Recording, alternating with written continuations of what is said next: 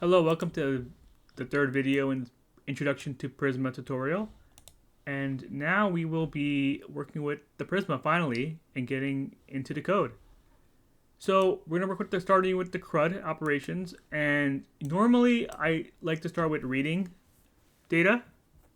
The R of CRUD is read. But we don't have any data in our database, so I feel like that's not going to be fun to watch. So let's start with the C. Let's start with creating data as our first step. So first, let's just set up our skeleton for our index.ts file. So I'm gonna remove this console.log hello Prisma. Again, just make sure your code's working, right? Run npm run dev, and looks like it's working. Hello Prisma. And the first thing is we're gonna import Prisma client from @Prisma client. And then we'll create a new Prisma instance with const Prisma is equal to new Prisma client. Okay. This is how we'll talk to our database now. Let's create a function called async function main. And let's just go ahead and call main. Okay. So afterwards, after main is completed, let's call another async function. And we'll say await prisma.disconnect. So make sure we properly disconnect after we run our main function. If there's an error, we can catch it. .catch. Async, grab the error. Let's log the error. And again, we'll just do await prisma.disconnect. And we'll also exit with a status code of 1. Okay, so don't worry about this. This is just making sure that after we run our file, it disconnects properly. And if we have an error, it'll show it and then also disconnect properly. So we don't need to worry about that. We're going to work inside this main function for pretty much the rest of the tutorial. So quickly, we can just say, let's find all our users. Okay, so const users is equal to await Prisma. And this is where Prisma's amazing. I'm going to hit dot, and I'm automatically going to get this user as my type inference here. Prisma.user.find many. Okay, let's log it out. Console.log users. And let's run our script. In theory, it should be an empty array, right? Because we have no data. But let's just see it. npm run dev. Perfect. Empty array. Okay. Let's comment this out, and we can look at this later. Let's create our very first user. Okay. Create a user.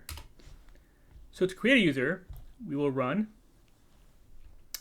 const new user is equal to await Prisma dot user dot create. Okay, open parentheses and a pair of brackets, and inside we can have a data key, and we'll open up another pair of brackets, and here we put in the data that's required to create a new user.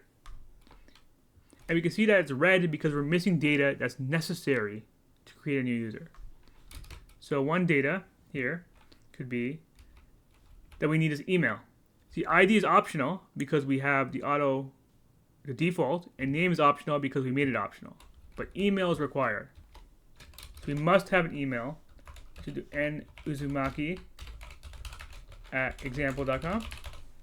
And now it's happy.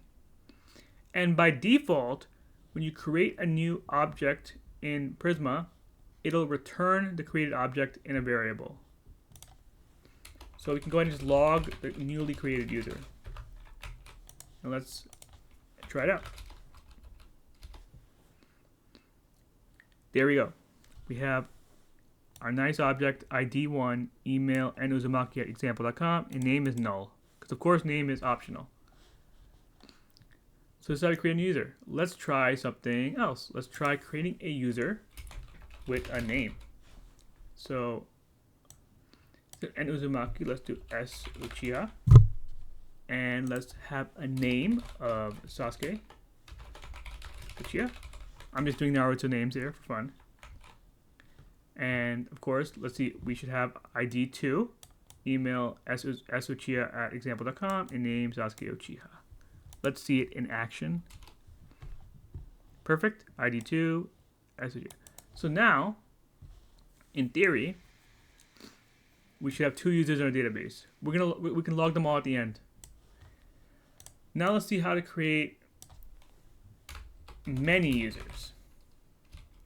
Const many new users. To await Prisma.user. And instead of create, we have a create many. Open parentheses, open bracket, data. And our data should be an array of data for each user. So one could be email sharuno@example.com. Another could be email iuchiha@example.com. Give it a name. Let's give it a name. Why not? Itachi Uchiha. So now we can put an array of as many users as we want and create that many users at the same time. One caveat here is that the create many method does not return all the users,